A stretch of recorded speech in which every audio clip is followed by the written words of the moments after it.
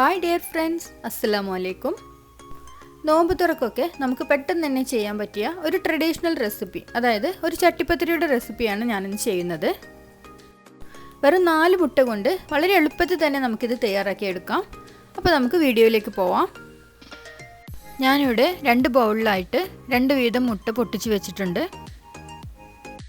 ഇതിൽ ഒരു ബൗളിലേക്ക് 1/2 ടീസ്പൂൺ ഏലക്ക പൊടിച്ചതും 3 ടേബിൾ സ്പൂൺ പഞ്ചസാരയും കൂടി ചേർത്ത് നന്നായിട്ട് മിക്സ് ചെയ്തെടുക്കാം.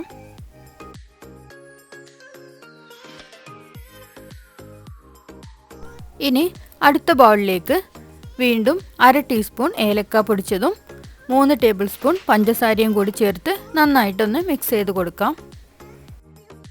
അപ്പോൾ പഞ്ചസാരയൊക്കെ നന്നായിട്ട് ഉരുകി വരുന്ന സമയത്ത് നമുക്കിതിലേക്ക് ഏകദേശം ഒരു 1/4 കപ്പോളം പാല് നമുക്ക് ഒഴിച്ചു കൊടുക്കാം. ഇനി ഇതെല്ലാം നന്നായിട്ടൊന്ന് മിക്സ് ചെയ്ത് ഈ 2 ബൗളുകളും നമുക്കൊന്ന് മാറ്റി വെക്കാം. ഇനി ഇതിൻ്റെ ഫില്ലിങ്ങിലേക്കായിട്ട് 1/2 കപ്പ് തേങ്ങ ചെറുതായിട്ട് ചിരകി വെച്ചതാണ്. അതിനായിട്ട് ചൂടായൊരു പാനിലേക്ക് 1.5 ടേബിൾ സ്പൂൺ നെയ്യ് ചേർത്ത് കൊടുക്കാം. ഇനി ഇതിലേക്ക് നമ്മൾ എടുത്തു വെച്ച തേങ്ങ ചേർത്ത് ചെറിയ തീയിലൊന്ന് വറുത്തെടുക്കണം. ഇത് നന്നായിട്ട് ബ്രൗൺ കളർ ആവുന്ന വരെ വറുക്കേണ്ട ആവശ്യമൊന്നുമില്ല. എന്നാലും ആ തേങ്ങയുടെ വെള്ളമൊക്കെ ഒന്ന് വലിഞ്ഞ് ഒന്ന് ഡ്രൈ ആവുന്ന വരെ ഒന്ന് വറുത്തെടുക്കണം. ഇതിലേക്ക് 1/4 കപ്പ് ഉണക്കമുന്തിരിയും 1/4 കപ്പ് അണ്ടിപ്പരിപ്പ് അരിഞ്ഞതും കൂടി ചേർത്ത് കൊടുക്കാം. അതുപോലെ മധുരത്തിന് ആവശ്യമുള്ള പഞ്ചസാര കൂടി ചേർത്ത് കൊടുക്കാം. ഞാനിവിടെ 2 ടേബിൾ സ്പൂൺ പഞ്ചസാരയാണ് ചേർത്ത് കൊടുത്തിട്ടുള്ളത്. മധുരമൊക്കെ ഓരോരുത്തരുടെ ഇഷ്ടത്തിനനുസരിച്ച് കൂട്ടുകയോ കുറയ്ക്കുകയോ ഒക്കെ ചെയ്യാം. ഇനി ഇത് നന്നായിട്ടൊന്ന് മിക്സ് ചെയ്ത് തീ ഓഫ് ചെയ്ത് മാറ്റി വെക്കാം. ഇനി വേറൊരു ഫില്ലിംഗ് കൂടി ഉണ്ടാക്കാനുണ്ട്. അതിനായിട്ട് ഒരു പാനിലേക്ക് 1 ടീസ്പൂൺ നെയ്യ് ഒഴിച്ച് കൊടുത്തിട്ടുണ്ട്.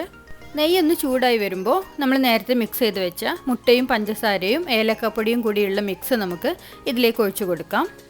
ഇനി ഇത് ഇതേപോലെ ഇളക്കി കൊടുത്ത് ചെറുതായിട്ട് ചിക്കി പൊരിച്ചെടുക്കാം.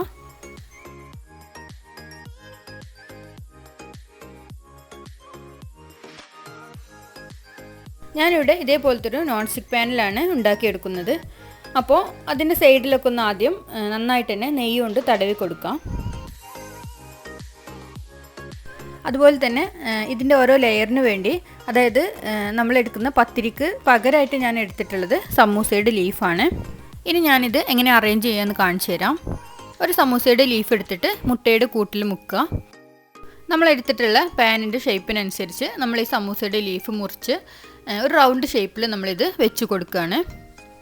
നമ്മളിത് എത്ര കഷ്ണങ്ങളാക്കിയിട്ട് മുറിച്ചാലും ഇത് വെന്ത് വരുന്ന സമയത്ത് ഈ കഷ്ണങ്ങളെല്ലാം കൂടി കൂടിയിട്ട് ഒരു പത്തിരി ആയിട്ട് തന്നെ നമുക്ക് കിട്ടും. സൈഡിലൊക്കെ നമുക്ക് ചെറിയ പീസൊക്കെ വെച്ചിട്ട് റൗണ്ട് ഷേപ്പിലാക്കി എടുക്കാം. എന്നിട്ട് മുട്ടയുടെ കൂട്ടിൽ നിന്ന് ഒരു 2 സ്പൂൺ എടുത്തിട്ട് ഇതിൻ്റെ മുകളിലേക്കൊന്ന് ഒഴിച്ചു കൊടുക്കാം. പിന്നെ നമ്മൾ ഉണ്ടാക്കി വെച്ചിട്ടുള്ള തേങ്ങയുടെയും മുട്ടയുടെയും ഫില്ലിങ് കുറേശ്ശെയായിട്ട് എടുത്തിട്ട് മുകളിലേക്കൊന്ന് ചെറുതായിട്ട് വെതറി കൊടുക്കാം.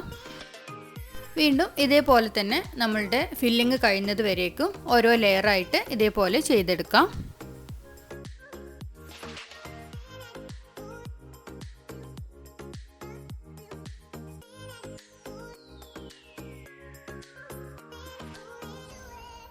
ലാസ്റ്റ് ലെയർ വെച്ചതിന് ശേഷം ബാക്കിയുള്ള മുട്ടക്കൂട്ട് ഇതിൻ്റെ മുകളിലേക്ക് അങ്ങ് ഒഴിച്ചു കൊടുക്കാം.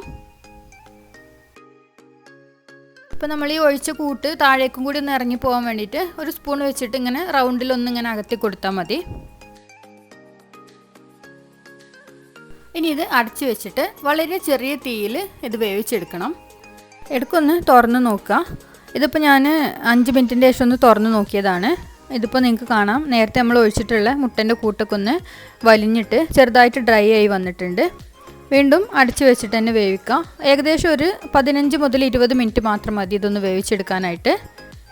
ഇപ്പോൾ ഏകദേശം 15 മിനിറ്റോളമായി. ഇപ്പോൾ നിങ്ങൾക്ക് കാണാൻ കഴിയും സൈഡിലൊക്കെ ബ്രൗൺ കളറായിട്ട് വന്നിട്ടുണ്ട്. താഴെ ഭാഗത്തും അതേപോലെ തന്നെ ഉണ്ടാവും.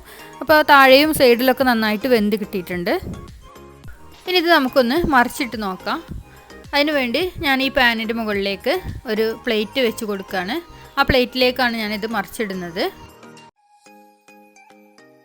ഇതാ ഇപ്പോൾ സൈഡിലൊക്കെ ഉള്ള പോലെ തന്നെ താഴെയും ഒരേപോലെ ഗോൾഡൻ കളറായിട്ട് വന്നിട്ടുണ്ട്. നല്ല സോഫ്റ്റ് ആയിട്ട് തന്നെ കിട്ടിയിട്ടുണ്ട്. ഇനി ഇതിൻ്റെ മുകൾ ഭാഗം ചെറുതായിട്ടൊരു ഗോൾഡൻ കളർ ആക്കാൻ വേണ്ടിയിട്ട് ആ ഭാഗം ഒന്ന് താഴേക്കാക്കിയിട്ട് നമ്മളൊന്നും കൂടി ഒന്ന് വേവിച്ചെടുക്കുകയാണ്. ഏകദേശം 1 മിനിറ്റോളം മാത്രം ഒന്ന് ചെറിയ തീയിലൊന്ന് വേവിച്ചാൽ മതി. അത് നമുക്ക് ചെറുതായിട്ടൊരു ഗോൾഡൻ ബ്രൗൺ ആയിട്ട് നമുക്ക് കിട്ടും. ഇതിപ്പോൾ ഞാൻ 1 മിനിറ്റ് വെച്ചതിന് ശേഷം ഇപ്പോൾ എടുത്തതാണ്. അപ്പോൾ ഇത് കണ്ടോ, ഇതിൻ്റെ മുകൾ ഭാഗം ചെറുതായിട്ടൊരു ഗോൾഡൻ കളറായിട്ട് വന്നിട്ടുണ്ട്.